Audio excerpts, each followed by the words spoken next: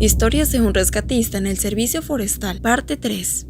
Una serie de trágicos eventos. La primera sucedió en una época donde recién había terminado el entrenamiento y todavía era muy inexperto en todo. Antes que me dieran ese puesto, trabajaba como voluntario, por lo que tenía ciertas nociones de lo que me esperaba. Pero en estas llamadas, tu función principal es buscar individuos perdidos una vez que los veteranos han encontrado alguna pista. Como oficial del servicio de rescate, recibes toda clase de llamadas, desde picaduras de animales hasta ataques cardíacos. Este caso sucedió muy temprano. Se trataba de una joven pareja que recorría unas brechas que pasan junto al lago. El esposo estaba totalmente fuera de sí y no pudimos averiguar lo que estaba sucediendo. Se escuchaban los gritos de la mujer al fondo y al hombre implorándonos que fuéramos por ellos inmediatamente. Cuando llegamos al lugar, lo vimos sosteniendo a su esposa y la mujer tenía algo en los brazos. Ella gritaba de forma aterradora, casi como un animal salvaje, mientras él no paraba de llorar. Desesperadamente nos decía que la ayudáramos, que llamáramos a una ambulancia.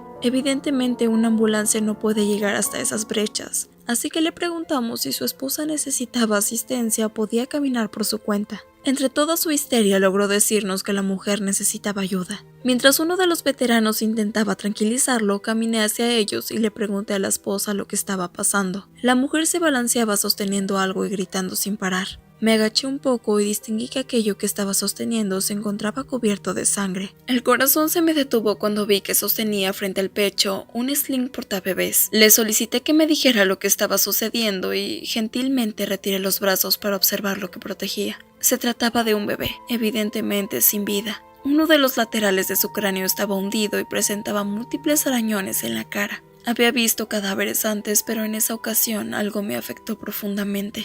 Me llevó un poco recomponerme. Me levanté y fui con uno de los veteranos que estaban de pie. Le mencioné que se trataba de un niño muerto. Se limitó a darme un pequeño golpe en el hombro y me dijo que me hiciera cargo de la situación. Nos tomó más de una hora lograr que la mujer soltara al niño. Cada vez que intentábamos alejarlo de ella, se volteaba y nos decía que no podíamos arreglarlo, que estaría bien si la dejábamos sola y le permitíamos cuidarlo. Eventualmente, uno de los veteranos logró tranquilizarla y nos entregó el cuerpo. Lo llevamos hasta urgencias, pero cuando los paramédicos lo analizaron, nos dijeron que no había forma de salvar al bebé. Había muerto inmediatamente por el trauma en la cabeza. Tenía amistad con una de las enfermeras en el hospital, y tiempo después me relató lo que sucedió. La pareja caminaba con el bebé por una zona rocosa y se detuvieron pues el niño empezó a agitarse. El padre tomó al niño y lo llevó cargando. La madre caminaba a su lado hasta que pisó en falso y tropezó. La mujer cayó sobre el hombre y este dejó caer al bebé. El niño terminó cayendo aproximadamente 6 metros por un barranco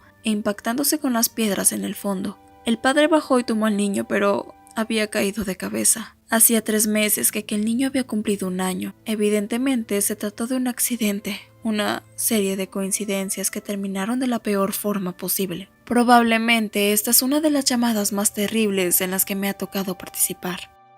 Un rescate hilarante con un alce. En el tiempo que llevo como oficial de rescate no he presenciado muchos ataques de animales, sobre todo porque no hay muchos animales que se acerquen a esta área. Aunque hay osos, tienden a alejarse de los humanos y los avistamientos son algo muy raros. La mayoría de los animales que puedes encontrar por estos lugares son pequeños, mofetas, zorros o mapaches. Sin embargo, frecuentemente nos encontramos con alces. Y déjenme les digo, los alces son animales muy desagradables. Suelen perseguir cualquier cosa por cualquier motivo, y Dios que te ayude si llegas a interponerte entre una hembra y su cría. Una de las llamadas más hilarantes que me tocó atender fue la de un sujeto que había sido perseguido por un alce macho realmente grande que lo había acorralado en la copa de un árbol. Nos tomó casi 1 hora rescatarlo y cuando finalmente tocó el suelo, lo primero que hizo fue mirarme y decir: "Por Dios, de cerca esas malditas cosas son gigantes". No creo que se trate de una historia aterradora, pero todavía nos siguen provocando risas. Solo en el bosque. No sé cómo pude pasar por alto esta historia, pero es por mucho la cosa más aterradora que me ha sucedido. Creo que intenté olvidarlo durante tanto tiempo que simplemente no se me viene a la mente de inmediato. Cuando eres una persona que literalmente pasa todo el tiempo en el bosque, jamás quieres desarrollar miedo de estar solo o quedarte en el medio de la nada. Por eso, cuando tienes una experiencia de esta clase, lo mejor es olvidarla y seguir adelante. Hasta ahora, esto es lo único que me ha hecho considerar buscar otro trabajo. No me gusta mucho hablar sobre esto, pero daré lo mejor de mí para recordarlo todo. Aconteció a finales de la primavera. Se trataba de la típica llamada de un infante desaparecido, una niña de aproximadamente 4 años que se había alejado del campamento de la familia y hacía 2 horas que no tenían noticias de ella. Sus padres estaban completamente desesperados y nos dijeron lo que la mayoría dice en estos casos. Mi hija jamás se alejaría, nunca sale sola. Nunca había hecho algo así. Les garantizamos a los padres que haríamos todo lo que estuviera en nuestras manos para localizarla. Así que nos desplegamos en una formación estándar de búsqueda. Hice equipo con un buen amigo y conversábamos mientras explorábamos el lugar. Yo sé que esa actitud parece algo insensible, pero después de tantas situaciones de esta clase, los rescatistas simplemente nos desensibilizamos. Se vuelve una rutina y hasta cierto punto creo que perder la sensibilidad es imprescindible para mantenerse en el trabajo. Buscamos durante 2 horas, yendo mucho más allá de donde pensábamos podía estar. Salimos de un pequeño valle cuando algo nos hizo parar. Nos quedamos congelados y nos miramos uno al otro. Mis oídos se pusieron en alerta y experimenté una extraña sensación de despresurización, como si hubiera caído de 3 metros. Empecé a preguntarle a mi amigo si también lo había sentido, pero antes que pudiera terminar la oración escuchamos el sonido más alto que hayamos experimentado en nuestras vidas. Era como si un tren de carga pasara directamente por nosotros, pero se trataba de un sonido que venía de todas las direcciones, incluso de arriba, del suelo, de todas partes. Me gritó algo, pero no pude escucharlo entre aquel ruido ensordecedor. Evidentemente, aterrados, inspeccionamos el lugar intentando encontrar la fuente del sonido, pero ninguno vio nada. Claro, la primera cosa lógica que se me vino a la mente fue un deslizamiento de tierra, pero no había peñasco cerca, y aunque lo estuviéramos, el alud nos hubiera alcanzado. El sonido siguió, intentamos comunicarnos, pero no podíamos escuchar nada además de ese ruido. Entonces, tan repentinamente como inició, se detuvo, como si alguien hubiera presionado un interruptor. Durante un segundo todo el ambiente se quedó en completo silencio, y poco a poco los sonidos del bosque fueron emergiendo. Nos preguntábamos qué demonios acababa de suceder, pero simplemente nos encogimos de hombros y nos quedamos parados allí durante un largo rato. Pregunté por radio si alguien había escuchado el fin del mundo, pero nadie más fue testigo, a pesar de que estábamos a una distancia mínima de los demás equipos. Mi amigo y yo simplemente continuamos. Aproximadamente 1 hora después, todos establecieron comunicación con radio, pero nadie encontró a la pequeña.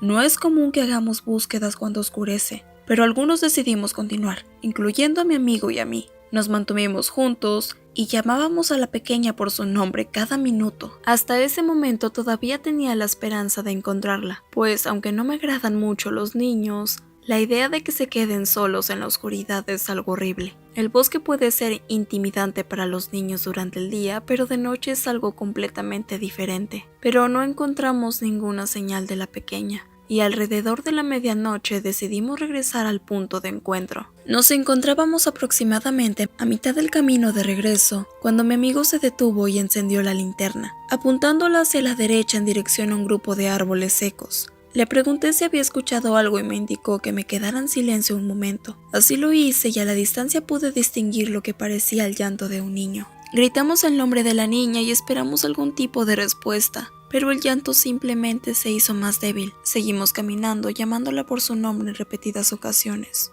A medida que nos aproximábamos a la fuente del llanto, empecé a sentir algo extraño en mi estómago. Le dije a mi amigo que algo no andaba bien. Él también experimentaba aquella sensación extraña, pero no pudimos descubrir lo que era. Nos detuvimos y una vez más llamamos a la pequeña por su nombre. En ese mismo instante ambos nos dimos cuenta, el llanto era un bucle. Se trataba del mismo llanto fuerte y corto. Después el gemido y un llanto contenido repetido una y otra vez.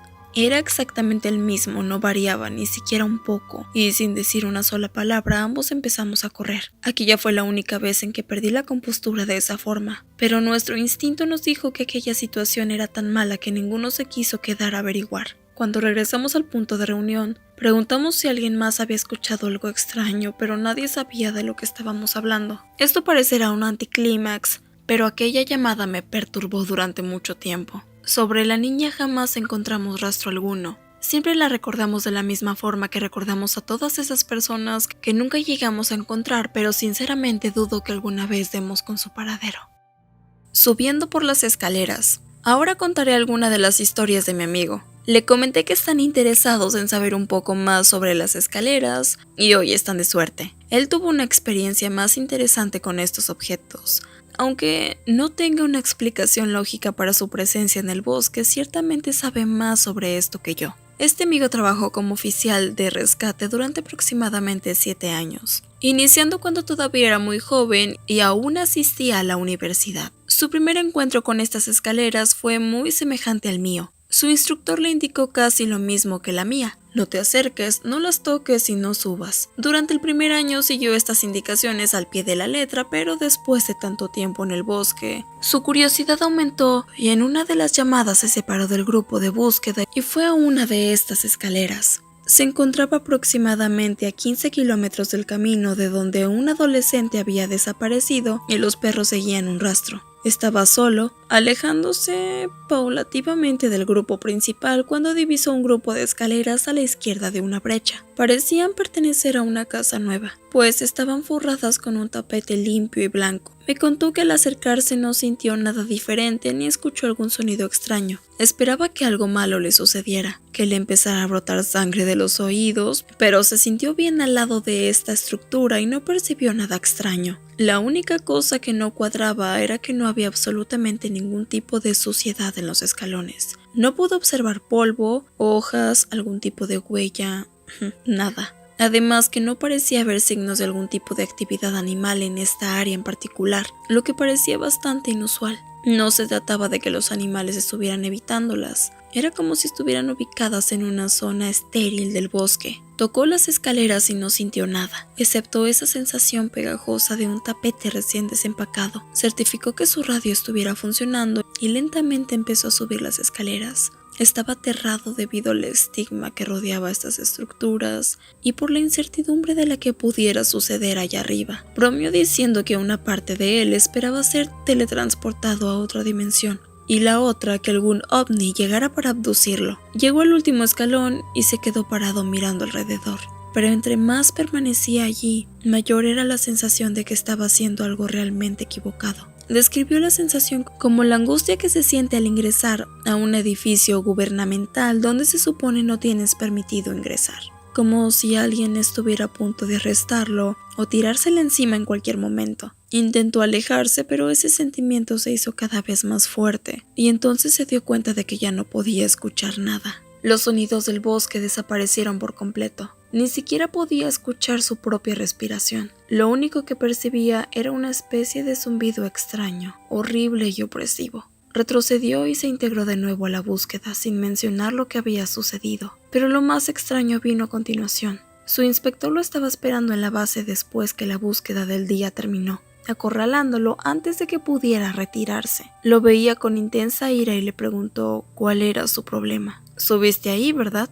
Mi amigo le dijo que se trataba de una pregunta vaga y le preguntó cómo se había enterado. El entrenador se limitó a mover la cabeza y le dijo: «Porque no la encontramos. Los perros le perdieron el rastro». Mi amigo le preguntó qué tenía que ver con lo que había hecho. El inspector evadió la respuesta y le preguntó por el tiempo que había pasado arriba de la escalera, a lo que mi amigo respondió que más de 1 minuto. El inspector le lanzó una mirada realmente terrible y le advirtió que si volvía a subir por una escalera, sería despedido de inmediato. Finalmente su superior se alejó y creo que jamás llegó a responder las numerosas preguntas que mi amigo le hizo desde entonces.